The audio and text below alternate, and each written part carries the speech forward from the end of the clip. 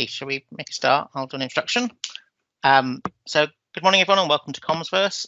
As you probably tell, we had a few technical issues with this live event, so this is a regular Teams meeting. So can I ask you all to stay on mute for Lesley's presentation? When we get to the end, feel free, we can have an open question and answer if you want, because it's an open meeting. Also, if you want to type a question into the chat, I can ask that to her at the end. This session is called Covid-19 Adoption Tipping Point, and will be presented to you today by Lesley Crook. Thank you very much, Steve. Yeah, sorry everyone. God knows what happened this morning with my Surface. Decided to do a full reinstall. So I'm sorry that there was a few issues, but hopefully you're all beginning to join now. I'm a modern workplace consultant now with Simity. Everything I'm going to share with you is in the public domain. It's about half my own work over the last 4 years as an MVP, and then what I love as best practice with modern workplace adoption from around the world, really. I will introduce you to the philosophy of working out loud that has got me through to being an MVP, and I can honestly say that it's a very simple philosophy that was introduced to me by a consultant called John Stepper, who came from Deutsche Bank. But he's lives in New York, and he's written a book on the subject, and it also blends in with the growth mindset by Carol Dweck, Dr. Carol Dweck, and basically working out loud is there's a lot more to it, but the way I explain it is sharing your work with a view that others might find it helpful and others might help you improve your work. I'll say that again, sharing your work or your views with a view that others might find it useful and might help you improve your work. And Carol's point of view that she developed for school children is basically about the word try, and it's trying something new, like we've all done at Commsverse. We've all been experimenting here with this amazing format and the virtual reality side of it as well, and this massive team site, and we've all been kind of like pioneers. We're the opposite of growth mindset is a fixed mindset, where you are kind of like just thinking I'm not going to try anything else. You know, when you think about rolling out all these new products in these big organizations, you're going to come up against the people that just want to carry on using email. It ain't broke. It's absolutely fine. You know, they don't want to change. So what I'm going to introduce you to is trying some new things. It's going to be a bit like Marmite. You're going to love some of it, you're going to hate some of it, but it's based on the ADKAR framework by ProSci, and I'm going to step you through some models, some frameworks, some analogies that bring the ADKAR framework, I think, to life. So just to kind of like position a bit more of where I've come from on my journey as an MVP, this is what I put up on LinkedIn, where I was re-awarded last week with the other about 3,000 from around the world. And I've gone through my growth mindset journey, which has been extremely challenging from where I was in 23 years in a GSK, a global healthcare company, and then because of Yammer, I decided to go out on my own and help other companies nurture Yammer. I also had in-house training in Lean Six Sigma, which also helped me kind of think a little bit out of the box of my role of a corporate communications manager. But I was lacking confidence and often battling imposter syndrome in a male-dominated tech space. So year one, my award was for Yammer adoption. Then I kind of like started sharing stories in the framework of working out loud, and you can find those stories by searching Yammer Magic on the internet. I documented about 10 stories, and all in all on LinkedIn, I think I've written about 40 blogs about modern workplace and digital transformation and culture change. Kind of year three was broadening out from Yammer, going into more around the Office 365 spread of the tools. You know, I'm going into Microsoft Teams, OneNote, OneDrive. Well, my background was SharePoint at GSK, and then more going into deeper into Microsoft Teams, and then really thinking about the ADKAR approach. So this is me on LinkedIn. I've also got my Twitter account. And what I found from working out loud was that it wasn't just about doing this inside an organisation, it's actually working out loud everywhere. And that for me is not just LinkedIn, it's not just Yammer networks, it's not just team communities and everything, it's being in the community as an MVP, and that could be on Facebook as well, on Instagram. I am now everywhere. And because of that, I've ended up with kind of like a two-pronged weird professional CV with I'm a user adoption modern workplace consultant, but I've also stepped into digital marketing, and that's how I've ended up accidentally picking up skills in the social media space. And because I was in between work because of COVID and losing my job with another partner, I've ended up helping Mark, Randy and Martin on Comsverse marketing, and it's worked out really well because it's got me my next job. But that is working out loud, sharing your work with a view that others might find it helpful and others might help you improve your work. And that's what I've done with all of you with your sessions and our wonderful sponsors. So this was about 120 days ago. I saw this cartoon out on Twitter, and there is the C-suite executives in their offices on the top floor in boardrooms just going, oh, digital transformation is years away, I don't see our company having to change anytime soon. And then whack, this wrecking ball has hit them, hit everyone, and things have really changed. And to the point where my husband started to having to work from the kitchen using Teams. He'd never used it before. I asked him last night, did you get any training? He went, no, we were just thrown in there. And suddenly he's in the kitchen working on Teams, being a project manager on a construction site. And he just got on with it. But he did struggle with a few bits. But luckily, I trained Microsoft Teams so I could help him. So the thing is, there's still more to do. Teams isn't just what some people think, like my husband, oh, it's just the equivalent of Zoom. We all know, us kind of like more of a professional experts in this space, it can do so much more. But usually when you're going into an organization and you're going to work on through the ADKAR model, you will normally find that the employees will be, I do a check on this Kubler curve, which is actually, if you haven't seen it before, it's actually a bereavement curve. It's what human beings go through, they say, when they lose someone in their life.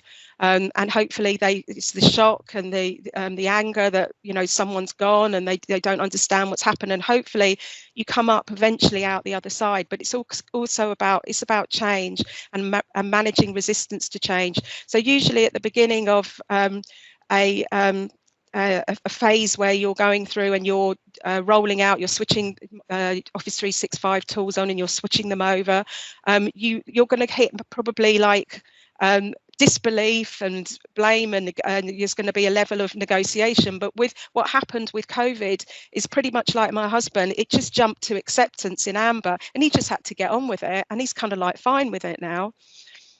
So this is the ADKAR framework.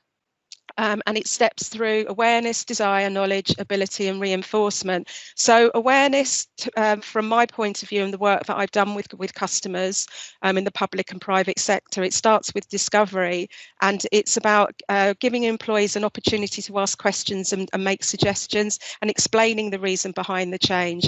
Then we go into desire, which is gauging the reactions to the change, identifying that change community, and then providing the knowledge. This is where we go in and we do the real hands-on training about what tool when, and click here and this is what you do. But it's that real just fundamental training of the product. Then we go through to the ability after the training has taken place. It's after we've got hopefully some champions in the mix. And they are now, we're stepping back as consultants, and hopefully the champions are taking over and they're the go-to place. And then after a while, hopefully those champions can start to capture success stories, customer success stories, internal success stories.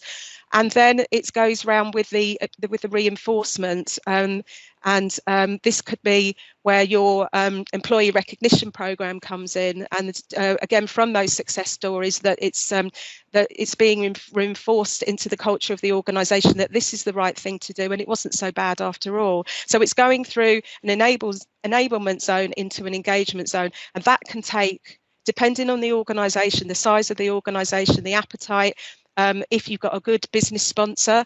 And when I say business sponsor, yes, you're going to have your CTO, your CIO, but really you want something from the business, someone, a senior leader from the business who is walking the talk, who is in these Yammer or more about these Teams conversations, who's really using the tools properly.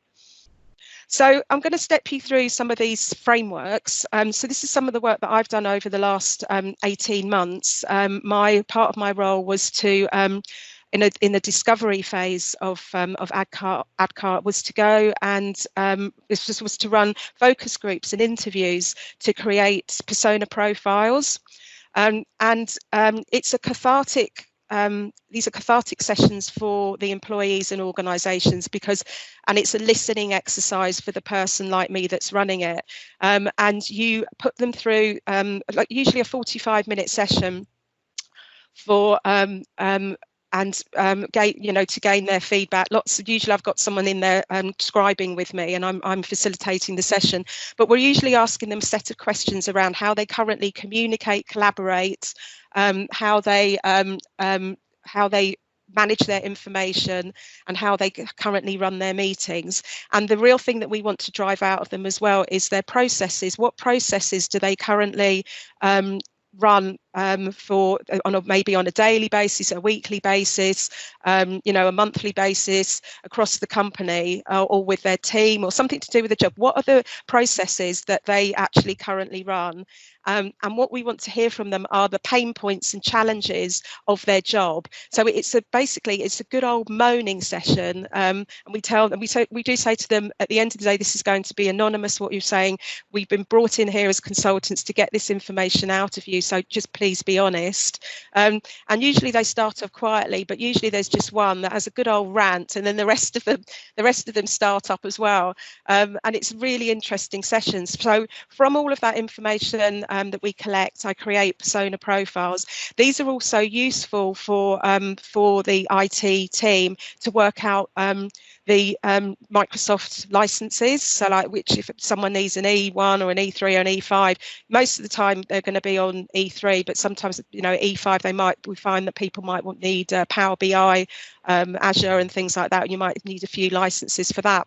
So from those persona profiles, which usually you end up with about 5 or 7, and from those we then go on to create these modern workplace storyboard scenarios, and this sets the scene for the opportunities around using the tools and setting the culture of the organisation around the use of the new tools and that new behaviour. So we will write up a process, and here we have, this is an example that's in the public domain that I did for the NHS, and we have here Peter, who is a public health director. So his role was to look after, to manage the doctor's surgeries up in Manchester. I think there was about 20 of them that he was the director for. So kind of like the back end office for the doctor's surgeries. What he needed to do was clearly position the importance to vaccinate carers at risk in good time for the flu season. So it's always a 6-step process, and this storyboard goes from left to right and then goes down and then across. Sometimes they go the other way, so it gets a little bit confusing because I've done them in different directions. So Peter needs to send a critical communication to 26 practices on vaccinating carers at risk in the local community and booking flu clinics. So he decides to interview another doctor at one of the surgeries to spotlight the importance of vaccinating carers at risk, and Peter uses Teams to record the interview. He's working from home, so he uses blur background to hide any personal information at his home, as we've all got used to doing since working from home. But when I wrote this slide up, it was about 10 months ago. So Peter successfully ends his interview and he opens Stream and he finds his recording, copies it into a link, and then he opens Teams and he shares it with the 26 practices in the conversations link, and staff are alerted to order flu shots, and a conversation starts for queries on stock supplies and changes in vaccine strain. So this is an example of these modern workplace storyboards, and these work well when you go on into the training to train the champions, because it sets the scene. It's also really nice. You can use them in email communications and in poster campaigns. It just brings everything to life, and it's in their language. It's using their internal roles, their acronyms, and it just makes it real. So we're going into the desire stage, and this is where we're looking at building up the champion community and who we're going to train first. Excuse me, I'm just going to take a drink of water. So this idea of mine developed from something called, from another consultant called Edward de Bono. Hopefully some of you have heard of Edward de Bono. He created his similar framework about 25 years ago, I think, and it was called the 6 thinking hats. And it was 6 coloured top hats that you would use in a project meeting to focus the team's meeting. The project team's thinking at any one time. And an example, how I actually thought about this yesterday with my own team at Simity, that we were thinking about some, we had to really quickly think, oh, let's think about some prizes for some competitions for our sessions. And I started thinking like, oh, I put on my yellow top hat, because as I know, my yellow top hat is for creative thinking. If you put on the red top hat, that's more about for issues management, or maybe black, you're going to talk about the budget or something like that. And it was a simple framework, and it became really popular with the 6 thinking hats of strategic lateral thinking. So when I was at GSK, I started to think that in my role in corporate communications, I was a comms manager, a digital comms manager. But whilst I was now really embedded in the huge Yammer network that I'd helped nurture as the partner to the IT guys, I started realizing that I was switching hats during the day. At one minute, I would like to think I was an astronaut. I could be a detective, a reporter, a surveyor, a head of state, and a sports fan. But I was still doing my day job. But depending on what I was reading on the Yammer network, I was acting out these different roles really quickly. But this kind of thinking and this kind of like little methodology, it can also be used in things like in teams as well. So, but my language when I describe this, I will keep saying Yammer, but it can be applied very much to teams. So being an astronaut, that's where I'd been in the company a long time, and I knew a lot of people, and I knew how to direct questions that were coming up and at people into conversations. I didn't always know the answer, but I knew someone that probably could answer the question. So I was being an astronaut, and I was connecting, sharing, solving, and innovating. And that little framework is that little those 4 words are a framework in itself that was developed by a consultant called Simon Terry, who's done some brilliant work on user adoption around Yammer over the last, and prior to Yammer for the last 10 years or more.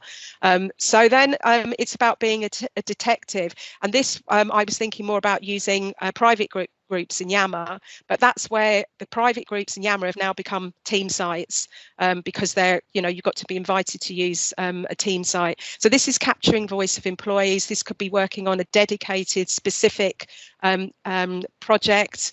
It could be you're working, it's kind of going that way. As Teams does, rather than horizontally as Yammer does. So everyone's a reporter. We've all got good phones and cameras, so it's looking for intranet, looking for stories. It's looking for great photographs that you're out on the site somewhere.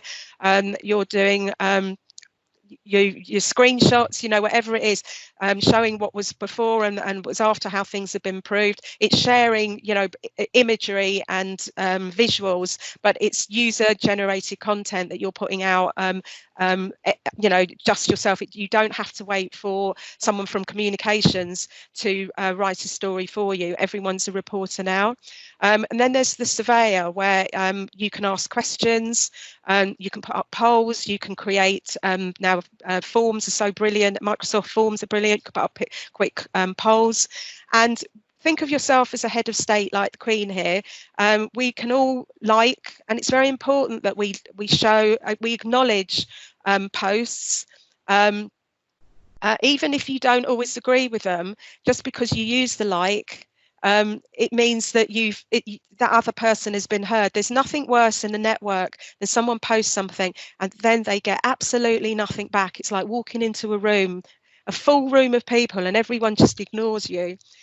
So it is nice. Since I originally wrote this, it was just a like, but now because of the the emoticons on Facebook, we've now got all the different faces and different choices. If you don't truly like something, you can put the sad one.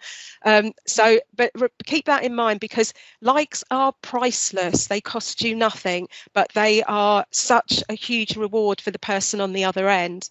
And the final one is a sports fan with the baseball cap on, and this is having fun with a purpose at work. And originally this was basically saying get involved in fundraising. This is always a good one. Most big companies have got fundraising initiatives, and they encourage you to have a good work-life balance, get involved in sports, but whilst you're doing that sport, you could be raising money and the company could be matching it. It's since I've written this framework, we've the Yammer and teams have got GIFs and all sorts of silliness that you can have a play around in there. When GIFs were first introduced, I was absolutely horrified. I was thinking, that you don't really need to be doing that sort of stuff at work, and now I love them. So it's we're all taking on the change. So that's I've taken you through how you might work the awareness and the desire. Now we're getting into the knowledge section of the team's training. And from my experience over the last couple of years, this is the different types of training that you can run to actually to build up those champions, or you're training up a help desk and a call centre. So there's lots of different ways of doing it. You can have lunch and learns, which is a classroom style setting, and a more fun and relaxed atmosphere. You can have what's known as white glove, and these are tailored to leaders and their PAs and to help improve their digital literacy. So more one-to-one sessions. You can have online webinars like we're kind of like doing here, and takes you directly into the product. So we're running a team session and it's learning all the time. We've been in live sessions that unfortunately I couldn't get into my own today. But as you're running those sessions, you're learning about the actual product as well. Train the trainer, which is much deeper sessions that can take half a day, where we would walk through more of these modern workplace storyboards and actually run scenarios with those storyboards and bring in a number of the different products, like how to set up a meeting and using OneNote, and just mix it up a little bit for them. Have drop-in clinics when the day you do the cutover, and everyone's a little bit anxious, that you bring in some consultants and you do some floor walking and drop-in clinics. And we've realised we can do that from a distance using Teams, set up channels where a couple of us might be sitting in there if the employees are told which channel to go in to find us to support any questions they've got. And then bringing this all together, you can have a SharePoint adoption hub where you learn in your own time and brush up your knowledge with user guides and videos, and again put the storyboards in there. And so to communicate that the training is happening, we've realised you need to over communicate that the training is happening, because you can go, you just don't send one email. You need to do it through every channel that exists out there, all the old channels that are still in the organisation. You try and cover everything. So we find that you give at least 3 emails, coming soon email, usually from the business sponsor. It lands better if it comes from the business sponsor, and as I said before, not from someone that works in IT, but someone that works in the business.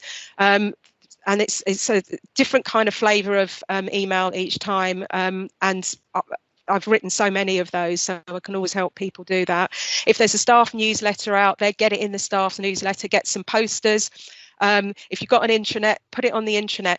And then this one on the bottom left is back of the toilet door. People have to go, well, not so much anymore because you're going from home, but that works pretty well, getting a poster up on the back of in the loo, because people have to go there quite a few times a day, and just put a poster up in there. But that was in the old day. We're not really going to public loos anymore, so that's the old days. So getting into the knowledge part again of the training, and just pointing out something that many of you hopefully have already seen, Matt Wade's brilliant periodic table of the Office 365 tools, which he's had so much love for this, and he's put out, I think, about 3, I don't know how many iterations of it. I've seen it in different shapes and sizes where different Microsoft partners have used this for their customers. They've made it dynamic. So you just pull out the little tiles that you need specifically for different customers, and I've really seen this come to life, and it's absolutely brilliant. So if you've never seen it before, go and just Google Matt Wade periodic table, and it's so clever how he's done this. And I just noticed that Matt is just about to bring out another amazing little framework for kind of etiquette for Teams meetings.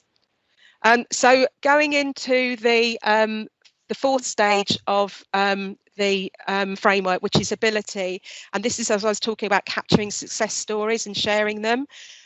So that's what your intranet's for. You share these stories on your intranet. You could have a kind of like a specific page, a set page for them, or you can have it on the adoption hub, or you share it in Teams. But I developed this this template when I was going through my Six Sigma training at GSK, and I got started to chat to someone at Cambridge University, and he helped me develop this this kind of benchmarking format, which is what was the problem you were trying to fix and why was it important to fix it, and then what strategy or project did the tools align to, which behaviours and values did they support, how are you going to measure this, so how would you have fixed it in the past without the tools, what did they help you do that wasn't possible before, what did you achieve as a result, what were the benefits to the people involved, what would you do differently next time, and to give it some context and the range, how many people were in this particular group. So we're talking about Yammer at the time, but equally it could be Teams. Where were they based? And the golden thing with this framework is get a quote from a leader. And frame it around positive business impact. Has there been cost savings? Has it improved productivity, service, and culture? And I've used this framework a lot, as I said, for the capturing the Yammer success stories, but you can use it for capturing great work that you've done with a customer. So it's a good little framework that seems to work.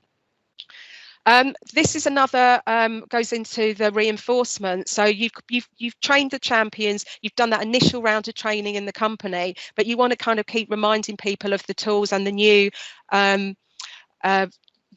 anything new that's coming up. And in Teams, we know kind of like every couple of weeks they're doing announcements about new amazing functionality that's being added. And I came across Patrick Fenninger from Austria a couple of weeks ago. This jumped out on me on social media. I think it's absolutely brilliant. So he's got a couple of these. So yeah, go look up Patrick, because this is a thing. Keep it fun, keep it simple, be playful with your training. Another one, I don't know who developed this, but it's Teams Bingo. We've all played Teams Bingo. It's really amusing. Again, it's not, you're not going to actually really play this, but if you look at the little, each little tile, every single one of us has gone through this when we're trying to get into some kind of meeting over the last couple of years. And then I love what Carolina, who presented yesterday, on adoption, and I'm surprised she didn't mention this in her session. I think it's brilliant. She's overlaid it with not just she's put in the bingo, but she's overlaid it with how using Teams you can actually get round all of those problems. So I think that's really clever what she's done, and she got a lot of love on Twitter for that. or LinkedIn, I think, or if not both. And then we've got Carrie Basham Young in the US. She's got these great little scavenger hunts in Teams, and she's even giving it different levels. So you've got beginner, intermediate, and team owner foundational level scavenger hunt. So again, these are competitions and fun things that you can offer up to your colleagues, just to carry on that growth mindset of opening them up and trying new things. That's what this is all about. This is where that growth mindset of moving them along and trying new things, but doing it in a playful way, that it actually it's not actually termed real training. And then this is one of mine that goes back to when I was doing the adoption work with the NHS in Manchester, and I was asked to create some kind of campaign where it's introducing the tools, but putting it in a healthcare context. And I really struggled at first, and then in the middle of the night, about, I don't know, it was over Christmas before last, I came up with thinking, like, how can I put the anatomy and blend it with how the actual tools can come together? So I worked out loud with my colleagues at the partnership at the Microsoft partner that I was working at, and we all kind of bounced off each other. You know, it was my idea, but I couldn't take it forward. I had to get others that kind of knew a bit more about the anatomy of the body, and we came up with this little framework. And I'm embarrassed to say that I did act it out with a couple of MVPs at Ignite. I think about 10 months ago, and I think we've done it, I think the first time at the Evolve conference in Birmingham with some of the guys, some of the MVPs, and we did have a real giggle. I think you either love it or hate it, but it stems from this simple framework, and I would actually see the next step of this is maybe turn it into a cartoon, because there's a lot more that can be overlaid over this. So in essence, it's think brain, work in the cloud and prevent security or compliance headaches and lethal viruses. Use search to find information and insights. And then think skin. Communities are our organizational fabric which binds people together and builds DNA. And we're talking about communities there of the communities that you have in Teams and on Yammer. And that's the skin of your organisation. And think sight, sound and touch. Stimulate your senses by sharing your knowledge and expertise with a sense it might inspire others to engage in their work. And that's sharing your work out on the networks. And then think limbs. Improve your workplace agility with the ability to work anytime, any place in the cloud, always connected to the centre. And then think heart. Collaboration is the circulatory lifeblood of a company. Keep it beating by generously sharing your work with a view it might help others, and others might also help you improve your work, and also deepening your professional relationships. And I haven't mentioned the word here, serendipity, because that's where this all comes in. Serendipity plays a big part in putting your work out there, because often you might share something that you're working on that you don't know others are working on, and then suddenly you go, bang, I didn't know you were working on that, and well, let's have a quick meet now and talk about it. And that's where the excitement happens. And then think lungs. Meetings are like lungs, inhaled with oxygen to pump the organisation of to pump the heart of an organisation. So use modern meeting tools to regularly check the pulse of your progress. So this is where Teams comes in with Meet Now, live meetings, and the session that we're in. And it's also about empathy. So think empathy. More than 1 billion people in the world live with disabilities. Microsoft accessibility tools gives everyone the ability to achieve more, making the workplace more inviting and inclusive. So this is Adam with just his NHS pants on. He'd worked in the NHS for about 15 years as a CTO. And he supports resilient, safe and timely patient care and helping his colleagues to now use the brilliant tools that I've put in the icons down below. So that's reinforcing the culture change in the public sector. And then I had this nutty idea of, again, reinforcement of being a DJ VJ in Teams. But again, it's a neat way to engage a team in Teams and learn the basics by play. So this is something that you can do.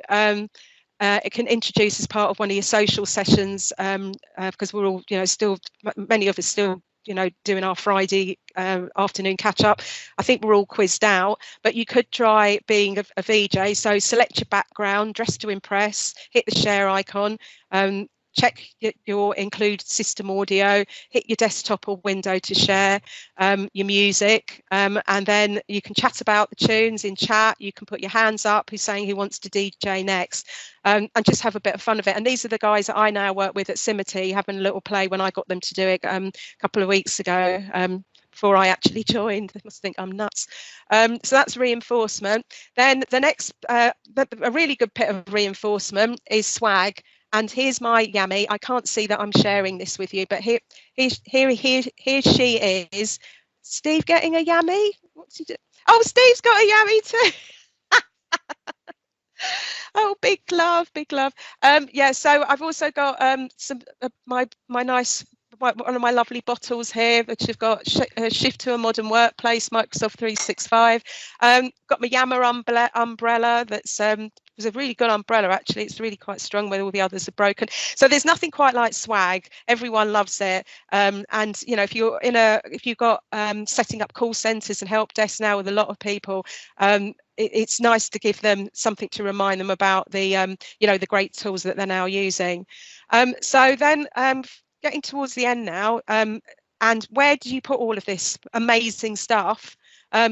Create an adoption hub in SharePoint.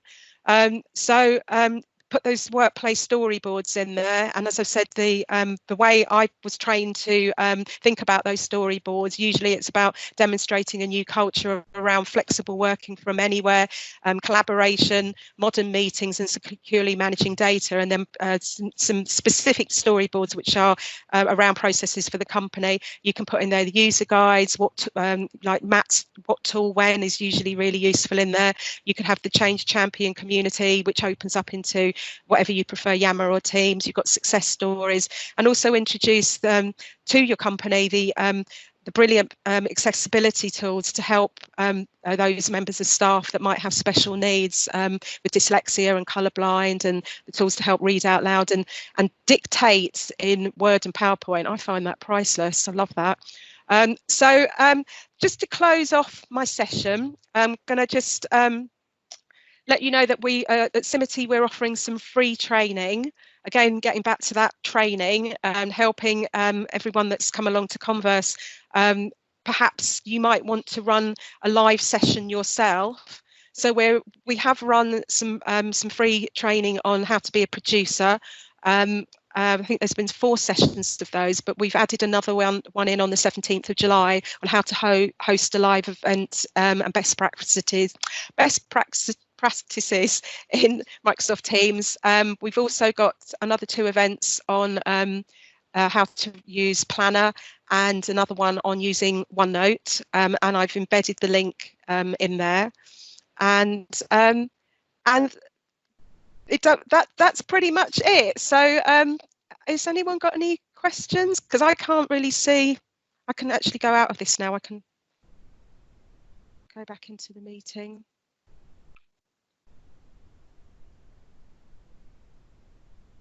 Hello, right, I can see everyone now because I was so